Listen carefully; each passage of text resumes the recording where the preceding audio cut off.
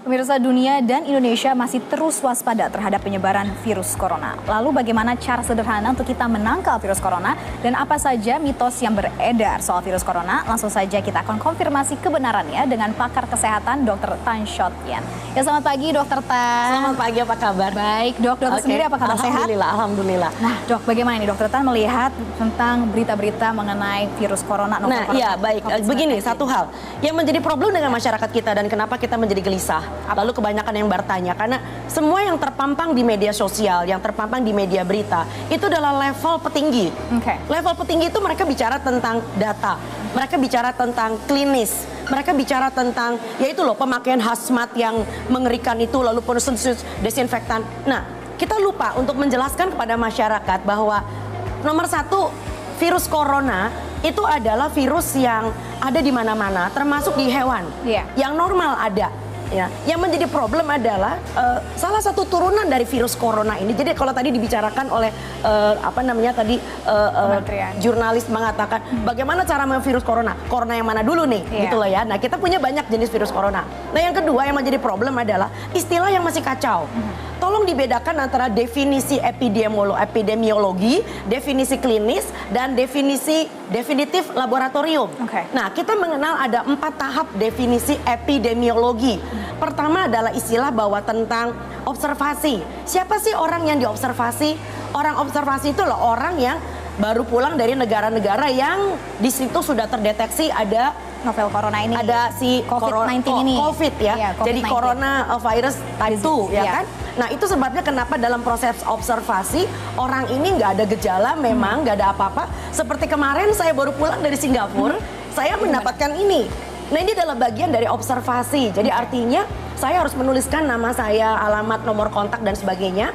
Bagian yang lebar ini saya harus simpan di rumah.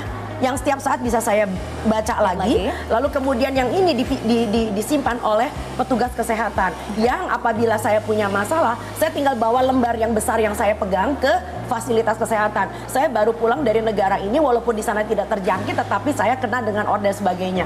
Ya, jadi pertama adalah observasi. Jadi jangan panik, gitu loh ya. Menggunakan thermal scanner dan sebagainya. Yang kedua adalah suspek. Suspek itu artinya adalah orang yang punya gejala demam, lalu kemudian batuk, lalu kemudian ada sesak, tetapi dia memang punya riwayat kontak. Riwayat kontak apa? Dengan orang yang pernah dari negara yang terjangkit, kontak dengan orang yang atau dia sendiri berasal dari negara endemik tersebut. Nah, ini pantas nggak nih Dokter Tan? Misalkan sekarang lagi musim flu juga, dan ini kan untuk simptomnya mirip-mirip juga dengan influenza pada itu umumnya. Sebabnya kenapa harus kita mengatakan kalau memang baru observasi, belum sampai ke suspek, udah nanti ada caranya ya. Lalu level 3 adalah probable. Probable artinya mungkin orang ini kena coronavirus tipe 2. Makanya orang seperti ini lalu diisolasi. Tapi bukan berarti orang ini kena virus corona tipe 2 yang sekarang lagi heboh. Bisa aja dia kena virus yang lain gitu ya kan, atau virus pan-corona. Pan-corona artinya adalah virus-virus corona yang lain, tapi bukan tipikal yang COVID-2. Lalu kemudian yang terakhir adalah baru konfirmasi kalau COVID-2-nya positif. Alhamdulillah sampai kita yang di negara kita sampai nomor 4 itu belum ada. Ya kan? Nah, lalu definisi klinis. Definisi klinis itu tidak menentukan seseorang kena coronavirus tipe 2. Jadi artinya begitu Anda sudah mulai merasakan demam, ya demamnya tuh khusus ya. Jadi artinya khususnya itu sebabnya artinya di atas angka 38. Jadi Anda di tit gitu, pakai tit termometer infrared. Lalu kemudian ada batuk. Lalu kemudian Anda merasakan adanya sesak ya, kayaknya karena paru-parunya yang kena gitu loh ya. Nah, sekali lagi, yang kena ini adalah orang-orang yang memang mempunyai kekebalan tubuh yang tidak baik. Ini yang penting jadi dengan ada pre-existing conditions juga atau kesehatan yang mereka 40 tahun ke atas. Kalau diperhatikan ibu hamil, anak-anak nggak kena. Kenapa? Mereka adalah orang-orang yang memperhatikan kesehatannya.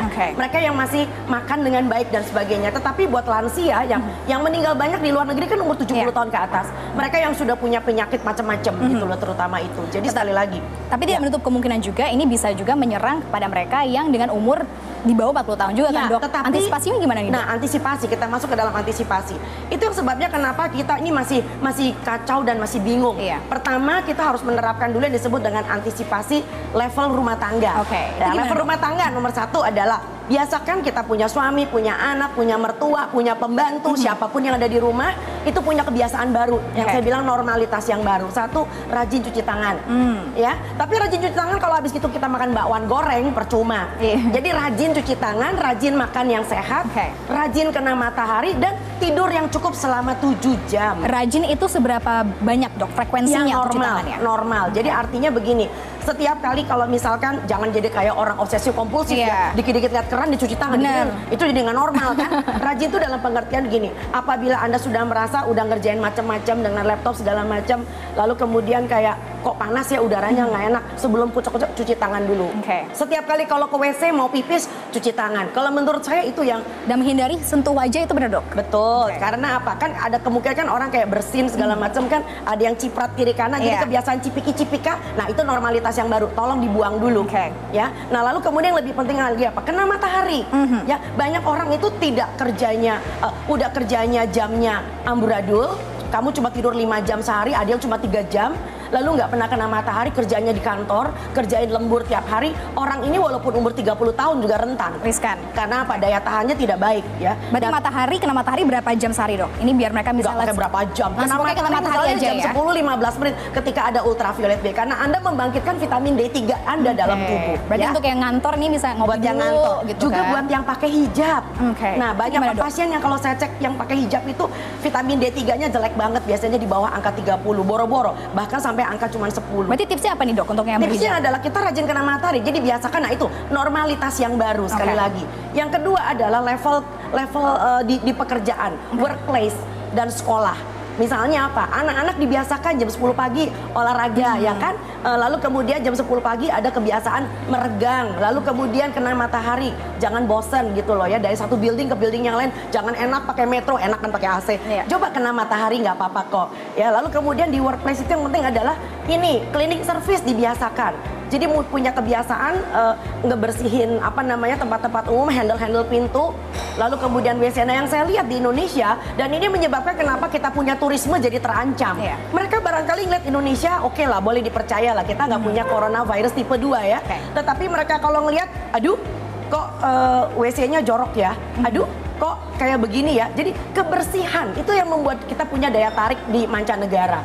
Lalu kemarin saya baru pulang dari Singapura sekali lagi. Mereka punya kebiasaan tamu-tamu yang masuk itu tit. Lalu kemudian diberi stiker tit. Artinya apa? Dalam hari ini pagi hari kamu sudah dinyatakan tidak demam. Kesehatan. Dan itu nyaman banget, nggak pakai masker, nggak pakai macam-macam. Jadi saya mengajak karyawan saya pergi ke Singapura kemarin just to have a check, just to have a look. Nah, seperti apa nanti di Singapura dok? Nanti kita akan bahas lebih lanjut ya. Tapi kita harus break dulu pemirsa. Tetaplah bersama kami di Selamat Pagi Indonesia. Pemirsa, kita masih bersama Dokter Tan. Nah dok, kemarin kan di Singapura, gimana dok? Di komunitas Singapura seperti apa? Kita nggak membandingin negara orang lah ya. Tapi nomor satu bahwa saya tuh nggak ngelihat bahwa mereka tuh kayak negara parno. Walaupun mereka yang positif sudah ada, bahkan di hospitalize. Nah, yang penting adalah nomor satu, seperti yang kita pikirkan sebelumnya, aduh pakai masker itu mencegah. Salah banget. Pakai masker itu justru buat orang yang sudah merasa dirinya sakit. Problem dengan orang Indonesia adalah nggak tahu diri. Nah, nggak tahu diri ini membuat haji. Lalu kemudian orang lain, kok jadi gue sih yang bisa kena gitu loh ya. Kebiasaannya lagi. Jadi, nah sekali lagi ada level rumah tangga, level komunitas, ada lagi level kerja, level wilayah kerja, working space dan community. Nah, bagaimana kita menerapkan RAPI? Ini pertemuan saya nih. RAPI adalah bicara tentang kita punya rencana antisipasi. Di tempat kalian kerja, di tempat sekolah, udah ada nggak rencana antisipasinya tuh apa? Ya misalnya kalau ada anak demam, jangan ibunya bilang, saya takut anak saya ketinggalan nggak sekolah. Ada yang demam, aduh nanti gaji gue kurang karena gue nggak dapat uang makan dan sebagainya.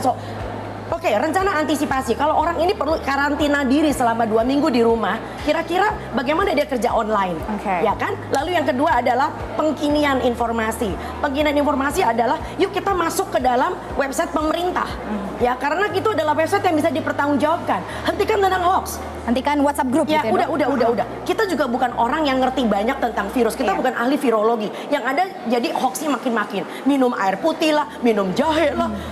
Ampun deh, akhirnya sarana jualan. Indonesia banget kan. Lalu kemudian implementasi itu yang penting. Implementasi terutama adalah bagaimana pelaksanaan kita sehari-hari. Jangan sampai minum air putihnya banyak seperti kata hoax, habis gitu dia tetap makan sembarangan, makan sembarangan, ya lalu kemudian jorok hidupnya, lalu kemudian nggak pernah kena matahari, tidurnya cuma 3 jam dalam sehari. Ini nggak masuk akal sama sekali. Tetap harus menjaga kesehatan tubuh ya dok. Benar. Tadi kan dokter udah bilang jangan percaya hoax atau mitos-mitos. Sekarang kita pemirsa kita ada beberapa mitos atau mungkin ini yang hoax atau tidak bisa dijawab langsung ya oleh dokter Tan dok. Coba kita lihat ya. Ada grafiknya beberapa nih dok. Mungkin yang paling pertama itu adalah bisa kita lihat nih.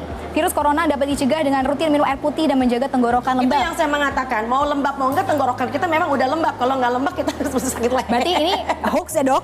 Ya, minum air putih yang banyak itu baik, sesuai dengan kebutuhan. Karena kita negara tropis, tapi bukan untuk mencegah virus. Untuk mencegah dehidrasi? Mencegah dehidrasi. Oke, next coba ya. Katanya ini subkelelawar penyebab virus corona.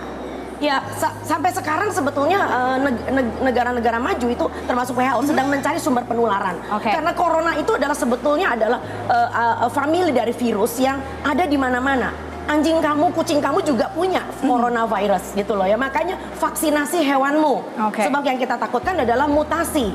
Bagaimana virus yang tadinya biasa terdapat di dalam hewan, lalu pas sedang kita lagi apes, lalu dia masuk ke dalam kita, lalu dia bermutasi menjadi virus yang bisa menyerang orang. Dan deadly. Jangan itu ya, lupa normalitas yang baru, vaksinasi hewan peliharaan. Vaksinasi hewan peliharaan, nah pemirsa. Betul. Nah, next ada lagi nih untuk hoax atau tidak. Kita tanya ke dokter Tan nih dok. Katanya virus corona bisa sembuh dengan bawang putih. Bawang putih itu buat ini apa namanya anti setan. Anti setan. Anti corona. Nggak mungkin. Oke, next katanya wudhu bisa hancurkan virus corona. Insya Allah wudhu itu membuat kita punya kebiasaan cuci-cuci. Bersih-bersih. Tapi bukan tentang coronanya. Cairan antiseptik bisa bunuh virus corona. Nah itu yang bahaya. Cairan antiseptik atau gel itu kerap kali akhirnya dipakai dalam keadaan tangan masih kotor. Yang terbaik adalah dengan air mengalir dan cuci tangan. Dan tahu nggak lamanya cuci tangan mestinya berapa?